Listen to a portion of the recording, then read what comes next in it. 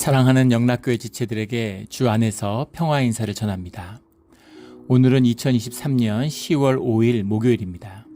오늘의 묵상 본문은 민수기 23장 1절로 30절까지의 말씀입니다.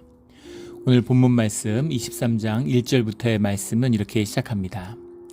발람이 발락에게 이르되 나를 위하여 여기 제단 7을 쌓고 거기 숫송아지 7마리와 순양 7마리를 준비하소서. 오늘 본문 가운데 발락과 발람이 번갈아 가면서 나를 위하여 이런 말씀이 계속 번갈아 나오죠. 본질이 나를 위하는 것입니다. 나를 위하여 그들을 저주하라. 나를 위하여 제단을 쌓고 나를 위하는 것. 이것이 이제 만악의 근본이죠. 나를 위하는 차별이잖아요. 영이 깨져버린, 영이 죽어버린, 생명이 없는 생존으로 사는 사람의 특징이죠. 내가 너보다 잘 돼야 되고, 내가 너보다 낫고, 너하고 경쟁해서 이겨야 되고, 서로 분리되어 있고 남이라고 생각하는 거죠. 근데 진실, 본질은 무엇이냐면 이 현상세계의 모든 것은 서로 연결되어 있고 본질에서는 하나라는 겁니다. 한 분 주님이 만드신 그 피조물이고 주님의 영 안에서 모든 것이 하나죠. 그래서 이 생명이 깨어날수록 사람의 영이 성장할수록 점점 화목하게 되고 하나가 되는 거죠. 그런데 이제 심지어 교회에 와서도 이 거짓을, 이 에고의 문제는 본질이 거짓의 문제잖아요. 왜 남을 위하지 나를 위해 이런 이야기가 아니라 내가 삶의 중심이고 나를 중심으로 세상이 돌아가고 이 자체의 본질이 거짓이라는 겁니다. 그래서 에고는 주님이 상대하지 않으시는 거죠. 주님은 죄인과 함께 하시지만 거짓과 함께 하시진 않으세요. 이것이 이 영의 진실입니다. 그래서 주님이 이제 그 거짓의 나를 세우는 것, 이게 종교의 근본이기도 하죠. 나를 십자가에 못 박고 내 삶의 진실로 나아가는 것, 이것이 우리 신앙의 시작이죠. 그래서 나를 위하여 무슨 세상에 없는 권능이고 천사의 방언을 말한다 할지라도 이 나의 문제, 내 에고를 정리하지 않은 자, 이런 자는 종교의 틀에서 절대 벗어날 수 없는 겁니다. 종교라는 건 나를 위하고, 종교는 내 비위를 맞춰주고 내 의의를 높여주고 내게 만족을 주는 그런 거죠. 교회를 나와도 종교생활 하는 분들이 있어요. 교회가 내 마음에 드냐 안 드냐, 교회가 좋은 교회니 안 좋은 교회니, 이게 뭐예요? 교회를 판단하고 정죄했다는 거잖아요. 누가 판단하고 누가 정죄합니까? 내가 한 거죠. 그리고 내 마음에 안 들고 내가 하나님 자리에 앉아 있는 거예요. 그것이 주님이 결코 용납할 수 없는 거짓의 죄다라고 하는 것이죠. 나를 위해서 저주하라. 나를 위해서 제단을 쌓아라. 근데 이 말씀에 오늘 그 발람의 이야기가 성경 전체에서 늘 어렵게 도전을 주는 것은 그런 발람과 주님이 지금 함께하고 계시다고 하는 겁니다. 이것의 비밀이죠. 왜 이런 발람과 주님이 함께 하실까요? 왜 발람 같은 자에게 주님이 말씀을 주실까요? 이런 것이 어려운 것이죠. 발람은 죄인이지만 중요한 것은 우리도 죄인이라고 하는 겁니다. 주님이 죄인과 함께 하세요. 이게 주님의 섭리고 은혜고 또 주님의 구원의 비밀이죠. 이 이제 발람을 성경 전체에서 좋게 보지 않죠. 우리 여러 군데 나오죠. 유다서 같은 데 봐도 싹쓸 위해서 어그러진 길로 간 자다, 뭐 이렇게 나오고, 또 느헤미야에 봐도 뇌물을 밝히는 자다. 또 베드로후서에 보면 불의의 싹쓸 사랑하는 자다, 뭐 이렇게 얘기하는데, 그가 돈을 지금 발람이 돈에 혹했기 때문에, 또 그 자기를 높여주는 명예에 혹했기 때문에 지금 모압 왕의 땅에 와 있는 거죠. 여기 발을 내딛고 온 것은 발람입니다. 발람이 선택하고 발람이 온 것이죠. 그의 마음 가운데 그런 재물을 사랑하는 마음이 있다. 돈을 사랑하는 마음이 만악의 근원이다 했는데, 주님을 함께하고 주님의 능력을 좋아하지만 동시에 세상의 부귀와 명예와 권력, 이런 것을 사랑하는 자다라는 것이 들어있는 거죠. 4절에 이렇게 이제 제단을 쌓아서 제사를 드리는데 하나님이 발람에게 임하시는지라, 이겁니다. 발람이 내가 7제단을 쌓고 각 제단 숫송아지 순양을 드렸나이다. 내가라는 게 또 나와요. 주님이 하시는 거고 주님의 은혜고, 이게 아니라 내가 했습니다. 공덕이죠. 이 종교의 모습이잖아요. 내가 주님을 높여드렸습니다. 내가 확신을 가졌습니다. 내가 믿음을 가졌습니다. 내가 봉사했습니다. 내가 희생했습니다. 이거잖아요. 근데 그것은 주님하고 아무런 관련이 없는 것이죠. 주님이 임한 것은 발람이 제단을 쌓았기 때문이 아니라 주님이 주님의 뜻 가운데에서 전해야 할 말씀이 있기 때문에 임하신 것이죠. 그래서 발람을 쓰시는 겁니다. 발람을 쓰시는 거예요. 주님이 쓰셨으니까, 주님이 쓰셨기 때문에 정당화되고 주님이 쓰셨기 때문에 그것이 세상에서 의로운 것이다 라고 얘기할 수는 없습니다. 왜냐하면 주님은 마귀도 쓰세요. 사단도 사용하십니다. 주님의 다 쓰임을 받아요. 주님의 쓰임받지 않은 피조물이 뭐가 있습니까? 주님의 쓰임을 받았다는 것이 정당성의 원인이 되지 않는다는 겁니다. 한국 교회에서 무슨 대형 교회였죠. 아주 각광받던 스타 목사인데 교회인들 여성도들을 이제 성추행한 것으로 그 고발이 돼갖고 세상 법정에서 유죄를 선고받았어요. 그런데 이제 파워가 있으니까, 힘이 있으니까 교단에서 노회에서 이런 데서 징계를 못하는 거죠. 사임을 하고 교회를 개척했는데 또 대형 교회가 됐습니다. 도대체 뭔지, 짐승의 권세죠. 뭐겠습니까? 근데 사람들이 또 막 넘쳐나는 거죠. 그러니까 뭐라고 사람들이 얘기하냐면은 하나님이 함께 하시지 않으면 어떻게 그런 일이 있을 수 있겠느냐. 하나님이 함께 하시기 때문에 하나님이 용서하신 거 아니냐. 그 증거 아니냐. 이렇게 얘기하는 겁니다. 그럴까요? 사단도 쓰시는 주님이신데 주님의 사용을 받았다고 해가지고 그것이 용서를 받고 주님이 의롭게 세우셨다는 뜻이 될까요? 그런 거하고는 상관없다는 겁니다. 한 발 더 나아가서 사람을 끌어모으고 돈을 끌어모으는 게 주님의 권세입니까? 주님의 권세일 수도 있지만 아닐 수도 있어요. 그것은 마귀의 권세일 수도 있습니다. 세상의 공중의 권세를 마귀가 잡고 있잖아요. 주님이 그 권한을 인정해 주셨어요. 사람들 연단하고 시험하는 도구로 쓰시는 겁니다. 사람 모으고 돈 모았다고, 교회 사람 모으고 돈 모으면 큰 목사라 그러잖아요. 무슨 큰 목사가 다 있습니까? 큰 목사, 큰 교회 목사는 큰 목사라는 거죠. 그런 식으로. 힘과, 사실은 그 마음 속에서는 힘과 돈을 사랑하는 마음이 있는 거죠. 교회 다닌다고 하는데, 크리스찬이라고 하는데 그런 겁니다. 제가 한국교회에서도 그걸 봤는데 굉장히 목사가 무슨 스타처럼 무슨 아이돌처럼 막 이렇게 대접받고 막 숭배받는 것처럼 그런 게 있어요. 그럴 이유가 하나도 없죠. 그런데 그 중심에서 뭘 봤냐면 사람들이 힘을 사랑하는구나, 돈을 사랑하는구나, 발람의 마음인 거죠. 그런 마음이 있기 때문에 돈과 힘을, will to power는 결국 악으로 귀결되는 것이죠. will to love, 사랑을 향하는 마음만이 우리를 주님께 인도하는 겁니다. 왜냐하면 주님은 사랑이시기 때문인 거죠. 주님이 사랑이시라는 것은 주님이 우리를 사랑하셔서 우리를 만나주신다는 겁니다. 오늘 주님이 야곱의 허물을 보지 않으시고 이스라엘의 반역을 보지 아니하시는도다. 오늘 중요한 핵심 절구 중에 하나인데 21절의 말씀이죠. 왜 야곱의 허물과 이스라엘의 반역을, 좀 번역이 잘못되어 있는데 이스라엘의 문제를 보지 않으실까요? 죄를. 사랑하기 때문인 거죠. 주님 우리를 왜 사랑하실까? 그 이유를 우리가 알 수 없죠. 이유로 설명되는 게 아니지만 주님이 우리를 사랑하십니다. 우리가 자식을 사랑하는 거 한번 생각해 보세요. 자식이 나한테 뭘 잘해서 용돈 주기 때문에, 선물 가져다 주기 때문에, 그래서 자식을 사랑하는 부모가 어디 있습니까?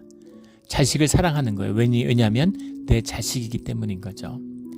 자식이 못나고 성공 못하고 돈 못 벌면은 주님이 사랑하지 않나요? 부모가 사랑하지 않나요? 더 사랑하죠. 더 사랑한다는 말이 좀 이상하지만 더 마음이 가고, 아픈 손가락이라고 그러잖아요. 자식이 여럿인데 자식이 하나가 빌빌해요. 잘 못 먹고 살고 어려워요. 그럼 더 마음이 아프고 더 신경이 가고 더 관심이 가고 더 애정이 가는 것이죠. 이것이 야곱의 허물을 보지 않으시는 주님의 비밀입니다. 자식의 허물을 보는 부모가 어디 있어요? 자식의 마음을, 자식의 존재를 아픔으로, 삶으로 품는 것이 부모의 사랑이죠. 주님의 사랑이 이 이스라엘을 품기 때문에 그 허물을 보지 않으시는 겁니다. 그런데 누가 이걸 저주하겠어요? 근데 지금 발람이 돈에 대한 유혹 때문에 지금 이런 좀 중세의 당나귀 같은 거죠. 돈을 버리고 주님께 가자니 돈이 너무 아까운 겁니다. 돈을 덥석 먹고 저주를 하자니 주님이 두려운 거죠. 예. 발람의 모습을 보게 되는 겁니다. 우리 모습 같죠? 예. 세상의 복도 못 받고 하나님의 복도 누리지 못하는 교회를 다닌다고 하면서 우리 이런 비참한 발람의 모습이 되지 않기를 주의 이름으로 축원합니다. 그래서 이제 첫 제사를 지내는데 이제 주님께 그 저주하라고 데려왔더니만 주님의 말씀이 임하는데 발람이 이제 축복을 하는 겁니다. 이걸 보여주기 위해서 주님의 가르침을 위해서 발람을 쓰시는 거죠. 그래서 저주하기 위해 세웠는데 그런데 축복을 해요. 발락이 나를 아람에서 모압 왕이 동쪽 산에서 데려다가 이르기를 이렇게 나오는데 아람에서라는 말, 바단 아람이라는 말에서 나오는 것처럼 이게 메소포타미아 동쪽 산 다 같은 이름이죠. 성경이 자주 나오는 표현입니다. 창세기 10장에 나오는 그 셈의 아들 아람, 그 아람의 후손들이 사는 땅이다. 이게 메소포타미아죠. 사람들이 사는 그 민족의 이름 따서 이게 아람 땅이 된 거예요. 거기서 나를 데려다가 야곱을 저주하라 와서 이스라엘을 꾸지르라 하도다. 8절에 하나님이 저주하지 않으신 자를 내가 어찌 저주하며 여호와께서 꾸짖지 않으신 자를 내가 어찌 꾸짖으랴. 그러니까 저주의 능력, 꾸짖음의 능력이라고 하는 것이 사람들이 발람을 높이는데 발람의 능력이 주님의 능력이다. 나한테 능력이 없다라는 것을 이제 고백하고 있는 것이죠. 10절에 야곱의 티끌을 누가 능히 세며, 야곱의 티끌이라는 말은 이제 이 이스라엘의 인구가 많은 것을 의미하는 거죠. 창세기 28장 14절인가요? 거기 보면 내 자손이 땅에 티끌같이 많아질 거다 이렇게 주님이 축복하셨어요. 그래서 이 이스라엘의 특징이, 이 히브리인들의 특징이 뭐냐면 자식을 잘 낳는 겁니다. 이게 사실 제일 큰 축복이죠. 자녀가 잘 되는 것만큼 큰 축복이 어디 있겠어요. 근데 이스라엘이 얼마나 자식을, 지금도 지금 이스라엘이 일으키는 이 근동에 불러일으키는 공포감은 그 숫자죠. 노예들이고 전쟁을 잘하는 거라는 생각은 없었지만 일단 숫자가 많기 때문에 간 보면 압도되는 거예요. 이 이스라엘 숫자가 얼마나 비정상적으로 많으냐면 지금 지금 고대잖아요. 고대 사회인데 지금으로부터 뭐 한 5,000년 전 이렇게 되는 지금 시기죠. 그런데 지금 4,000년 전 정도 되는 시간인데 조선시대 때 임진왜란이 났을 시기에 그때 우리 그 조선의 인구가 한 2,300만 정도 됐을 것으로 추정합니다. 16세기예요. 농업도 발달하고 이미 이양법 같은 게 나와서 이 벼농사 짓는 것이 굉장히 발달해 있을 때입니다. 그 벼농사 지역이 밀농사 지역에 비해서 인구 밀도가 3배 정도 된다 그러죠. 심지어는 5배 정도. 온난 다스판, 인도네시아 이런 데 보면. 그래서 아시아의 인구가 압도적인 이유, 서양보다 그 이유도 밀농사 때문이죠. 벼농사 때문이죠. 근데 벼농사가 아니라 밀농사를 짓는, 밀농사도 주력이 아니고 주로 이제 반농 반목, 목축을 하는 몽골 같은 나라 땅이 우리 대한민국의 한 20배 가까이 되잖아요. 그런데 몽골 인구가 한국 인구의, 대한민국 인구의 한 20분의 1밖에 안 됩니다. 목축을 하면 인구가 적어요. 그리고 이 가나안 땅이라고 하는 것이 지금 한반도 정도 크기밖에, 한반도보다도 안 되고 우리 남한 정도 크기입니다. 그런데 거기에 지금 이 고대 시대, 물론 이제 애굽에서 나왔고 애굽에 풍요한 물산이 있었기 때문에 가능한 것이긴 하지만 거기에 200만 명이 오니까 거기 사는 사람들이 얼마나 황당했겠습니까? 무슨 인구가 이렇게 많이 와? 깜짝 놀랄 만한 인구죠. 이 이스라엘의 인구가 많다는 것이 늘 이런 이 소아시아, 근동아시아의 큰 그 역사적인 어떤 이변에 사람들이 그걸 신경 쓸 수밖에 없는 것이죠. 기록에 보면 로마 시대 때 우리 신약이 쓰여지던 로마 시대 때 이 지중해 연안, 이 로마 제국 내에서 인구의 10분의 1이 유대인이었다는 기록이 있습니다. 어마어마하죠. 어마어마한 겁니다. 사실은 이 토대가 기독교가 물론 평화가 있고 로마 시대 번영이 있었기 때문에 가능한 것이지만 그럼에도 불구하고 유대인들이 유난히 애를 잘 낳는다는 거예요. 이게 야곱의 티끌의 축복이죠. 주님의 축복입니다. 이 축복이 있었기 때문에 사실은 기독교도 퍼져나갈 수 있는 밑바탕이 되었죠. 초대 기독교인들은 전부 다 유대인들이었기 때문에 이 유다인의 디아스포라, 이 인구들이 퍼져나가는 이런 축복이 있다는 겁니다. 지금 미국도 마찬가지죠. 미국의 히스패닉 인구가 인구의 26%입니다. 지금 흑인 인구의 2배가 넘어요. 그런데 지금 그 인구가 급격히 늘어나가지고 그 이민 오고 뭐 이렇게 무슨 불법으로 무슨 들어오고 이런 걸 제외하고 순전히 미국 사람 시민권을 하는 그 미국의 센서스를 기초로 한 조사입니다. 그런데 이것이 지금 25년이 지나면 한 세대만 더 지나면 전체 인구의 50%가 될 거라고 그러죠. 그래서 히스패닉의 영향력이 점점 강해지고 있는 겁니다. 그래서 뭐 플로리다 주지사 이런 사람들은 막 출마 선언을 막 그 스페니쉬로 하고 이러잖아요. 그 미국 정치인으로 성공하려면 이제 본인이 스페니쉬거나 히스패닉이거나 적어도 이제 부인이 그 히스패닉이거나 그런 게 돼야 된다는 거죠. 그 해리스 부통령, 지금 미국의 바이든 정부의 해리스 부통령 같은 캘리포니아주에서 그 법무장관도 하고 검사 출신이죠. 상원의원을 하다가 부통령까지 됐는데 어머니가 인도계고 아버지가 이제 아프리칸이죠. 정치를 하기 위한 최적의 조합을 이뤘다, 이제 이런 얘기를 듣는데 아시아계와 흑인계를 이제 한 몸에 담고 있는 이제 그런 정치적인 이제 아이콘이 되는 것이죠. 그런 것처럼 이 야곱의 티끌, 이 자녀의 축복, 이 자녀가 번성하는 축복, 많아지는 축복, 이런 축복을 받았다는 겁니다. 야곱의 티끌을 누가 능히 세며, 이거 주님의 축복이죠.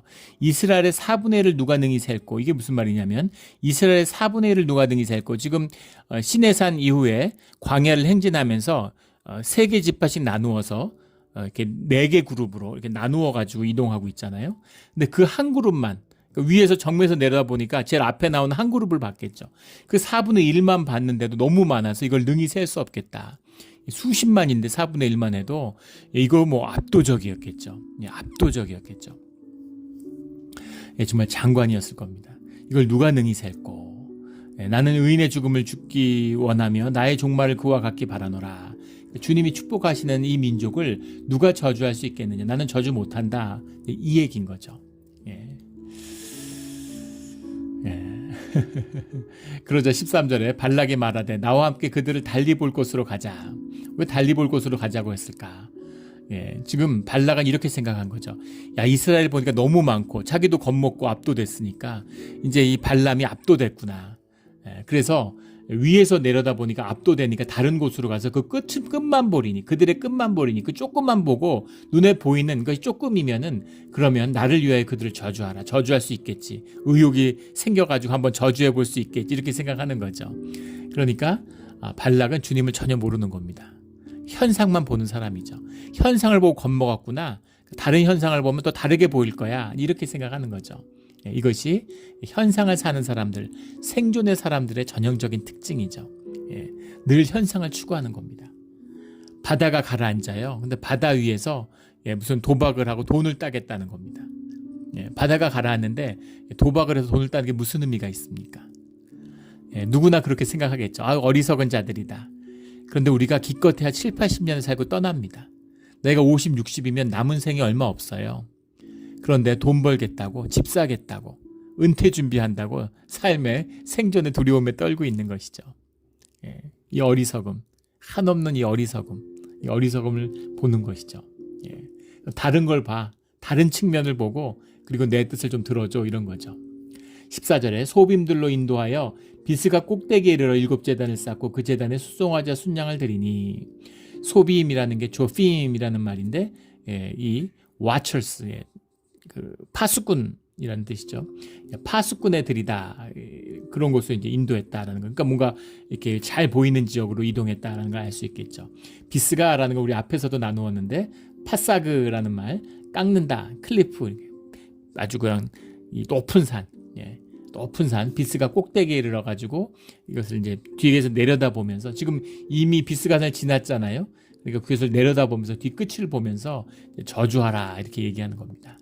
근데 저주하는 것이 아니라 오히려 발람이 축복을 하죠. 19절에 하나님은 사람이 아니시니 거짓말을 하지 않으시고 인생이 아니시니 후회가 없으시도다. 어찌 그 말씀하신 바를 행하지 않으시며 하신 말씀을 실행하지 않으시랴. 주님의 어떤 특성, 속성, 이런 것을 이제 고백하는 것입니다. 우리 성경을 통해서 우리가 증거되고 있는 하나님의 그런 중요한 특징들이 있죠. 그 중에 대표적인 것이 주님의 이제 독립성이라고 하는 자존성, 스스로 높으신 분, 나는 나다. 주님은 현상이나 조건을 통해서 높아지시는 분이 아니죠. 나는 나예요. 나를 증명할 수 있는 건 나밖에 없는 것이죠. 나의 나됨으로써 드러나는 주님이 나는 나다 이렇게 말씀하셨죠. 예수님이. 그 말씀이 엄청난 충격을 준 거죠. 주님의 그리스도됨을 알지 못하는 사람에게는 어떻게 사람이 저런 이야기를 해. 이렇게 보일 수밖에 없었겠죠. 주님의 독립성, 자존성 이런 특징이 있고 주님은 불변성을 가지고 있습니다. 영원하신 분이죠. 영혼 속에 계시는 주님. 주님은 변하지 않으세요. 신실하신 주님. 주님의 불변성이죠. 또 하나가 주님의 무한성입니다. 어떠한 현상의 것, 어떠한 눈에 보이는 경험, 이것에 속박되지 않으시는 주님의 절대적인 자유함. 이게 무한성입니다. 우리도 주님의 하나님의 형상을 따라 만들어졌기 때문에 이런 것들을 지향하려는 마음이 있죠. 이런 걸 통해서 가치와 의미를 느끼는 마음이 있는 겁니다. 자유하고 싶은 거예요. 자유한 거죠. 냉전 시대에 보면 그 소련의 그 첩보부, 쿠바의 첩보부 이런 게 전설이죠. 완전히 미국의 CIA 이런 걸 농락했습니다. 영국도 마찬가지고 영국의 뭐 MI6, 미국의 뭐 CIA, NSA 이러지만 기본적으로 이 자유주의 국가, 한국도 마찬가지죠. 남한의 국력이 북한의 100배, 200배가 된다 그러는데 북한 때문에 떨어요. 북한이 공작 뭐 하고 뭐 이런 거 뭐 말도 못하지 않습니까? 지금 한국의 포털 사이트에서 아시안 게임을 하고 있지 않습니까? 근데 포털 사이트에서 한국하고 중국이 경기를 하는데 그 전체 90%가 중국을 응원하는 한국 사이트인데 그럴 수가 있습니까? 그래서 어떻게 된 일인가 조사해 보니까 이제 중국에 있는 두 개 그 IP, 두 개 이제 그런 그 거점에서 전부 이제 그 대량으로 접속이 됐다는 사실을 이제 알았다는 거죠. 그래서 그 사이트를 폐쇄하고, 아니 중국에서 뭐 한다고 한국에 있는 포털 사이트를 접속해가지고 그런 걸 할까? 여론을 조작하는 거죠. 지난 대선 때 미국의 대선을 러시아하고 지난 대선, 지지난 대선도 마찬가지. 러시아하고 중국이 그런 포털 사이트 같은 데 개입해가지고 여론을 조작하고 대선 여론을, 대선을 자신들에게 유리한 방향으로, 유리한 후보에게 잘 되도록 조작했다는 사실이 드러났죠. 민주주의의 큰 위협이죠. 근데 그런 조작하는 거, 그런 것 속에는 북한도 해커 부대 같은 게 얼마나 유명합니까? 세계에 다니면서 돈들 다 털고, 그 방글라데시의 은행의 돈을, 중앙은행에 있는 돈을 예치하는 과정에서 미국에 있는 은행으로 쏘겨가지고 그 돈을 털었다는 거 아니에요? 정말 사악하기 그지없죠. 정말 북한은 어떻게 이렇게 악할까요? 아니 이왕 털라면은 뭐 중국이나 무슨 러시아나 뭐 아니면 미국이나 뭐 영국을 털든가 일본을 털든가 어떻게 방글라데시 돈을 털 수가 있습니까? 같은 세계 최빈국끼리인데 참 어떻게 이렇게 악할 수가 있을까 이런 생각이 드는데 그런 거에는 도사들인 거예요. 막 음모하고 막 그런 거짓의 사람들 속이고 음해하고 모략하고 거짓 뉴스 만들어 퍼뜨리고 그러니 그런 정보부나 그런 이 속이는 이런 일들이 얼마나 잘했겠어요. 쿠바가 냉전 시대 때 미국을 농락하고 미국 NSA의 국장이 그 쿠바의 간첩이었던 거 아니에요. 유명한 사건이죠. 그걸 잡는데 20년이 넘게 걸리고 이 맨하탄 계획, 핵폭탄을 만들었는데 사실은 소련이 그걸 한 20년은 못 만들 거라고 봤는데 4년 만에 만들어내죠. 소련이 간첩을 영국에 심어갖고 영국에서 미국과 공동 연구하는데 영국에 넘겨준 정보는 전부 다 소련으로 갔다는 거 아니에요? 뭐 그런 그 신출 귀몰한 그런 그 소련의 그 암약, 뭐 이런 것들은 뭐 전설적이죠. 그럼에도 불구하고 결국은 패하는 것입니다. 결국 소련이 안 되죠. 소련이나 동독이나 이런 데가 결국 슈타지나 이런 게 다 이제 망한 다음에 뭐 소련이 망하고 동독이 망하는데 뭐 별 수가 있겠어요. 정보부가 아무리 유능해도 망하는 거죠. 근데 그 정보원의 그런 사람들이 그걸 회고하는 그런 다큐를 본 적이 있는데 근본적인 어려움이 있었다는 거예요. 이런 공산 진영에 아무리 신출 귀몰해도 왜냐하면 그들이 누군가를 매수하는 거잖아요. 간첩을 매수하는 거죠. 근데 매수하는데 소련이나 동독이나 쿠바가 쓸 수 있는 건 돈밖에 없었다는 겁니다. 근데 자유주의 국가, 영국이나 뭐 그 당시에 뭐 미국이나 이런 나라들은 돈도 쓸 수 있지만 돈도 줄 수 있지만 자유도 줄 수 있었다는 거죠.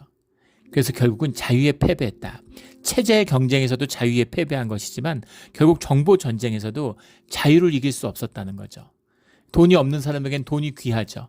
근데 돈이 있는 사람에게는 돈이 의미가 없잖아요. 물론 돈이 있는 사람이 돈을 더 욕심내지만 돈이 있는 사람들이 자유를 원하더라는 겁니다. 그게 인간의 본질이잖아요.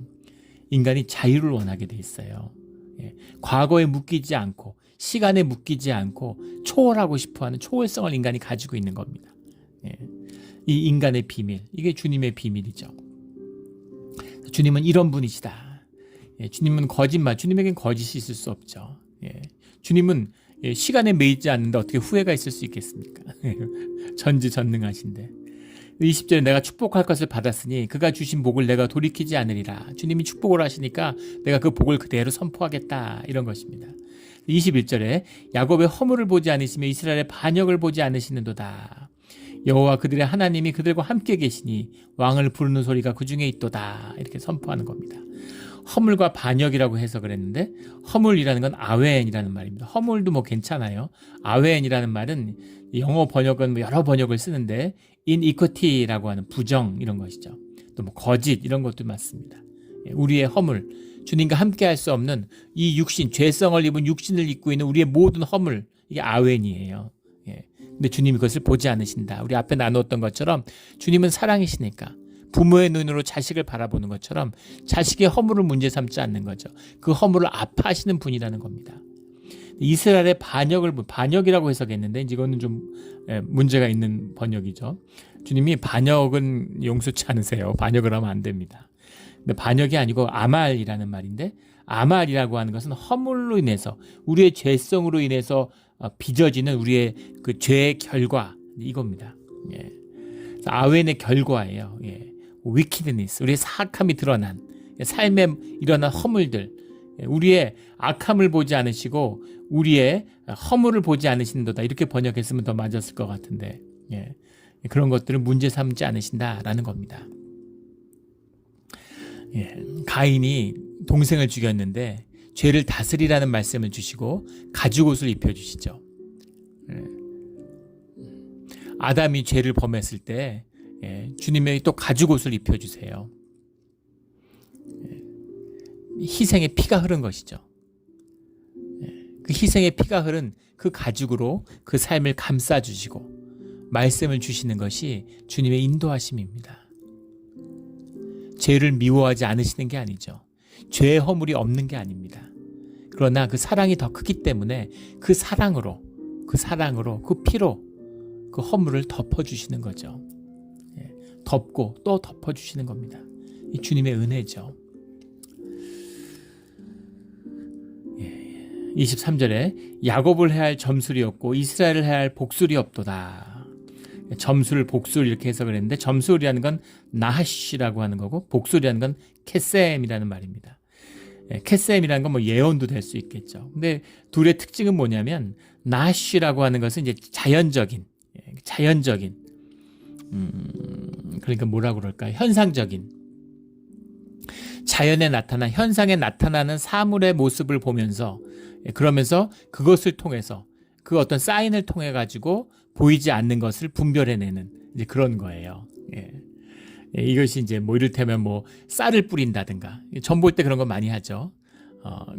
뭐 아니면 무슨 신대를 뭐 흔든다든가 뭐 이런 걸 통해서 아니면 무슨 털기 같은 걸 뽑아가지고 뿌린다든가 아니면 뭐 자연의 현상, 뭐 해가 뜨는 거라든가 해가 지는 거라든가 뭐 이런 걸 보면서 어떤 그런 것 속에서 신적인 것을 분별해내는 것 이런 게 나하시죠.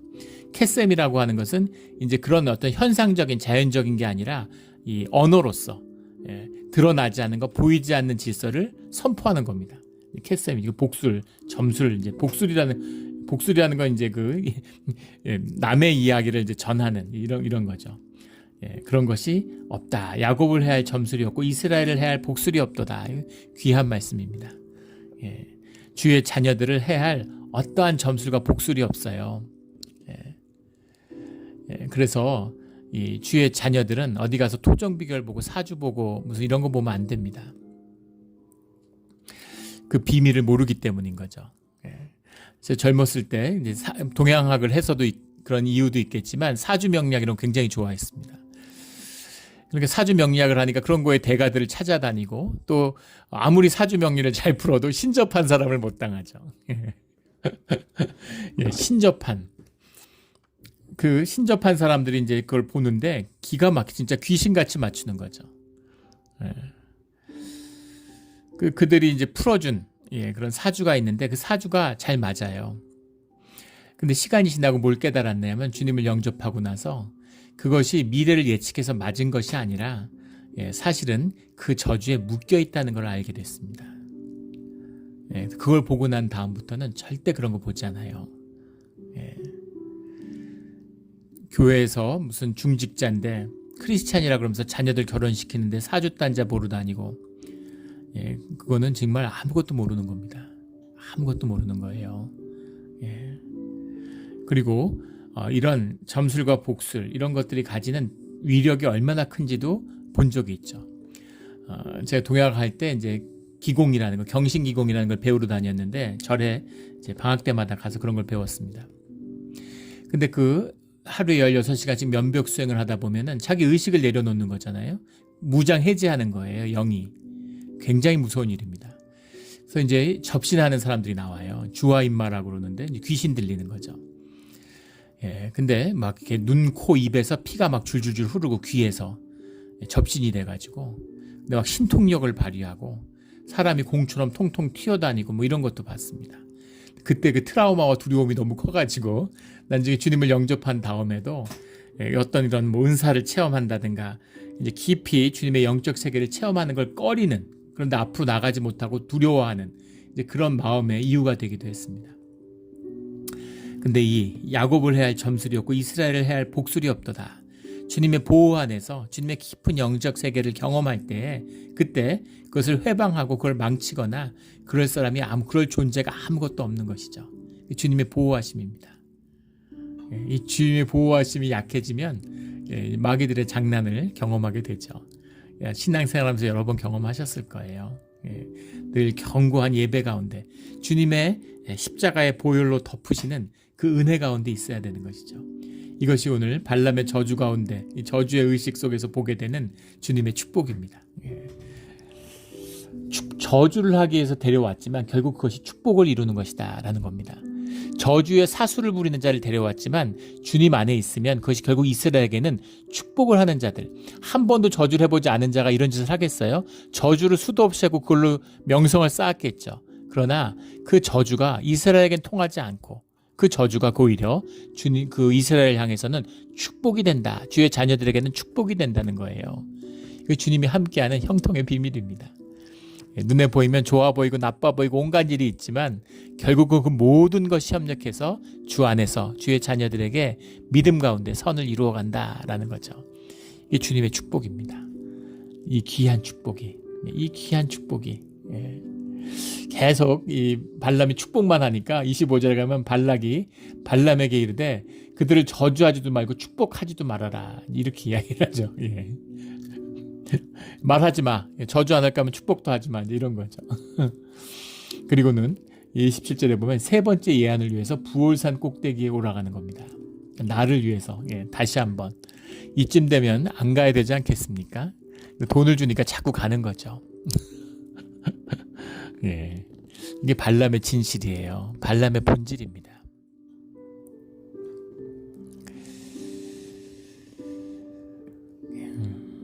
예수님을 수많은 사람들이 따랐는데 십자가를 말씀하시니까 다 떠나죠.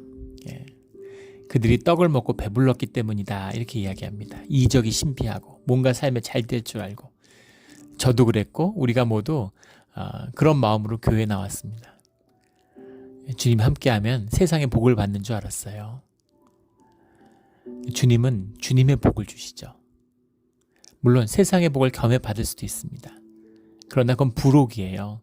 본질은 주님의 축복입니다. 주님과 함께하는 그 복을 우리가 알고 누리기를 원하시는 거죠.